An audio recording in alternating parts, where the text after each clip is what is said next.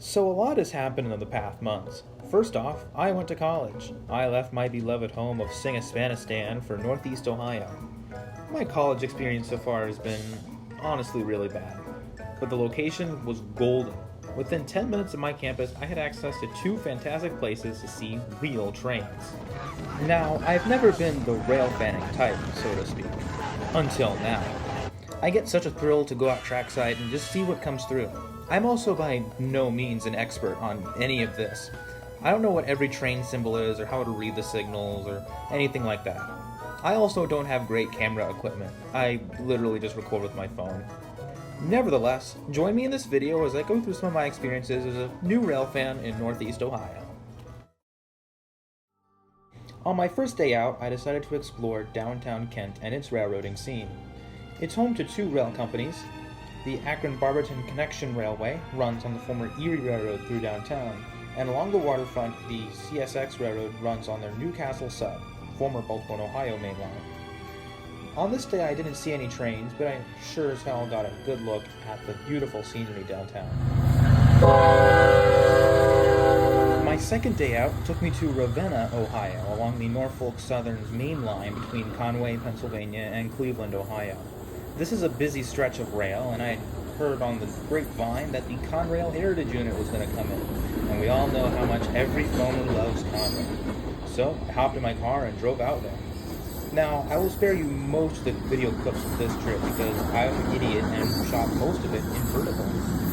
Kids, never shoot trains in vertical. It just doesn't look good.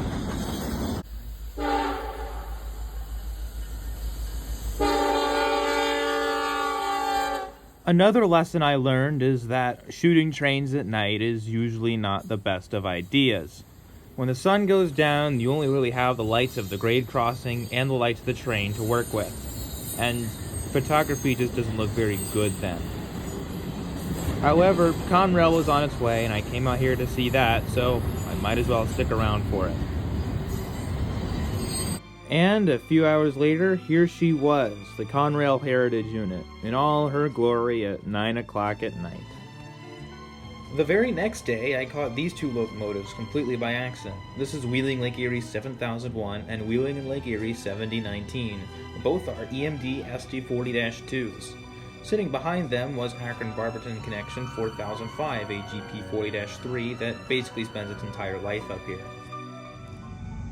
Another unique catch came through the next day. This was Norfolk Southern 8025, the Monongahela Heritage Unit. This is one of those heritage units I never really took an interest to because, like most rail fans, I don't think any of us care about the Monongahela Railroad, but it was still a very beautiful railroad.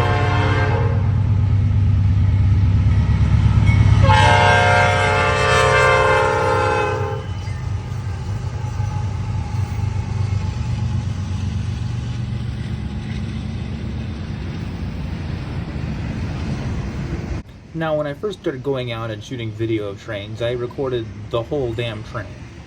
Which is fun, but most of the trains that come through here are intermodals and are usually repetitive. These days, I only take videos of special trains the whole way through, or manifest freight, since those are always interesting. Sometime after Monongahela came through, we saw the lights of a westbound around the corner. However, it came to a stop just shy of the crossing. Unusual. We looked the other way, and there was another oncoming freight train. They were going to have a pass right in front of us, and boy, what a treat was this.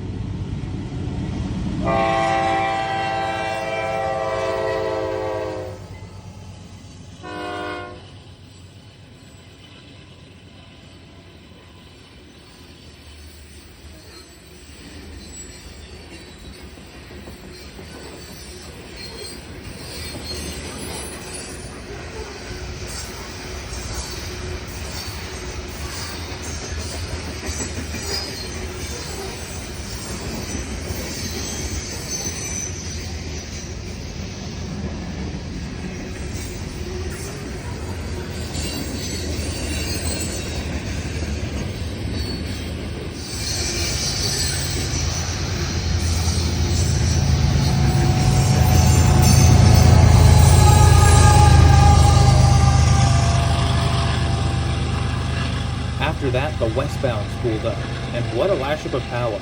a Norfolk Southern Ace leading, and a BNSF and CSX GVOs trailing.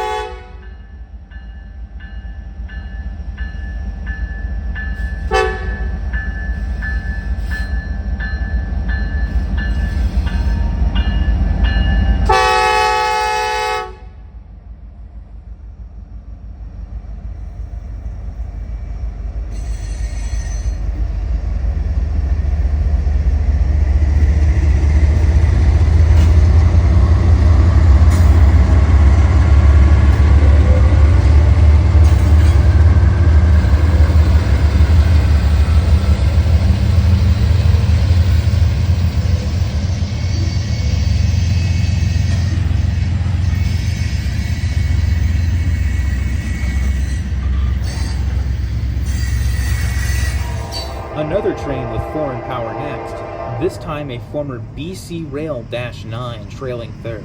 Really neat.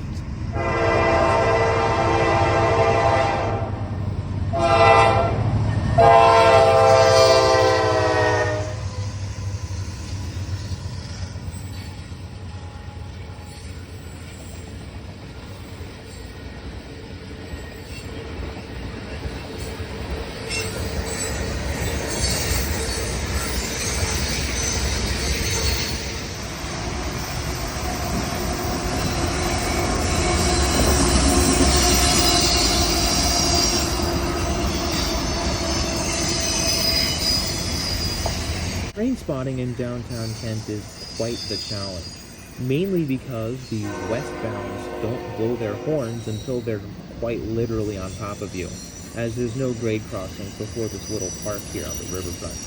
But what makes up for it is the beautiful scenery. Especially later when fall comes around, this is a fantastic spot.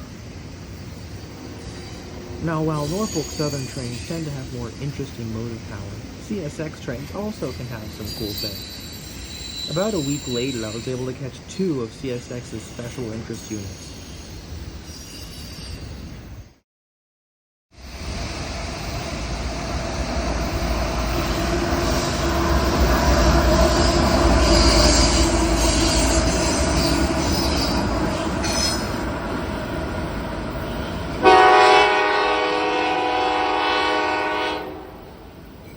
And here is CSX Special Interest Unit Number 1, the Seaboard System Heritage Unit. I know CSX's Heritage Units have been rather controversial. Some people enjoy them and some people don't like them at all. I wasn't partial to them when they were announced, but seeing some of them in person has swayed my opinion, and I do really like the way they look.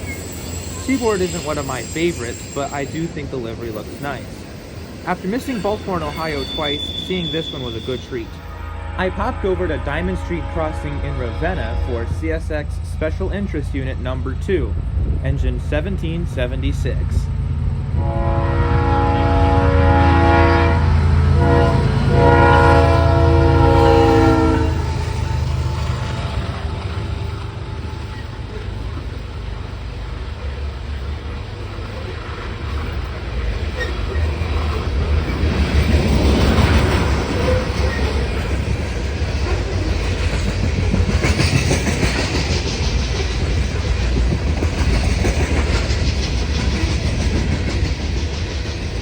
Engine 1776 is the spirit of our armed forces and is painted in a special camouflage livery to support both our veterans and our active duty military. It was leading a coal train through Ravenna with another GVO as a rear DPU.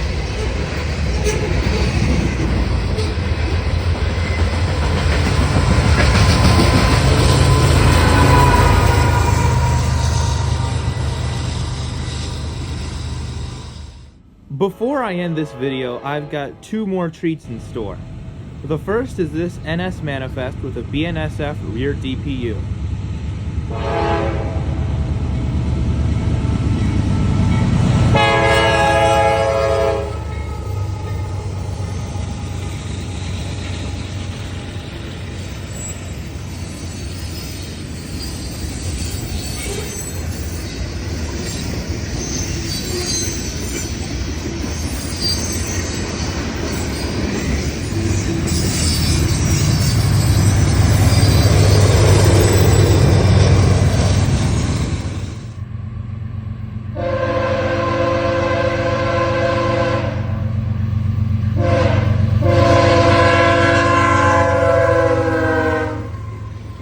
second is my first of many catches of Norfolk Southern 8114, the original Norfolk Southern Heritage.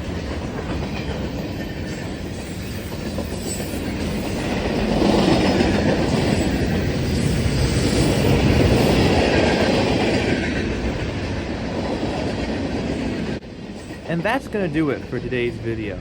If you want to see more train content, stay tuned, as I've got quite a lot coming down the pipeline. I've been doing a lot of train spotting both in Kent, Ravenna, and plenty of other places as well. And I've seen a lot of interesting things I'm just itching to share with you guys. Again, I know that I'm by no means professional or know what I'm doing at all, so please bear with me. If you have any tips, please let me know, as these could help me make my content better in the future. If you want to see more of my rail fanning activity as soon as it happens, then give a follow to my Instagram, as I usually post train catches there as soon as I see them. Otherwise, see you in the next video and have a great day.